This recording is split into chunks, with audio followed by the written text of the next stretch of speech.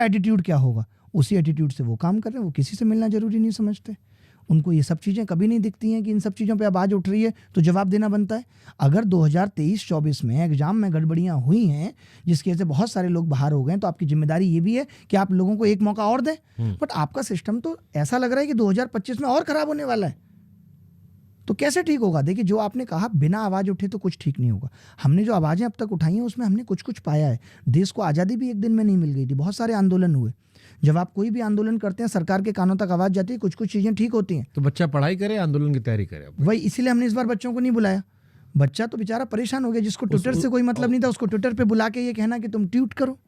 आज मैं तो कहता हूँ कि इन कमीशंस को भी जब अपना एडवर्टाइजमेंट ये निकालते हैं रोजगार का, उसमें लिखना चाहिए कि आपका ट्विटर अकाउंट होना कंपलसरी है, आपका इंस्टाग्राम होना कंपलसरी है, आपको रील वायरल करना आना चाहिए, आपको प्रोटेस्ट करना आना चाहिए, आपको सरकार पे आवाज़ उठाना आना चाहिए।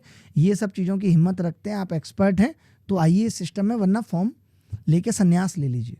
और क्या है, आप बताओ, ट्विटर पे बार बार आवाज़ उठाना, चिल्लाना, और फिर हम खुश हो जाने लगे। इनिशियली तो यही हुआ, अच्छा इस मीडिया ने हमारी आवाज़ उठा ली। तो जब पहले इसी चीज़ से खुश हो रहे थे, अब समझ में आ रहा नहीं यार, हल चाहिए। इससे कुछ नहीं होगा कि आवाज़ उठ गई। मतलब ये वैसा ही था जैसे इंडिया पाकिस्तान मैच को लेकर हमने आवाज़ उठाई, फिर भी खेल रहे हैं वो। खेल रहे हैं, बताइए। आप एक तरफ ये कहते हैं तो आपका, मैंने वही आपको कहा कि आज की राजनीति सिर्फ कारोबार कर रही है।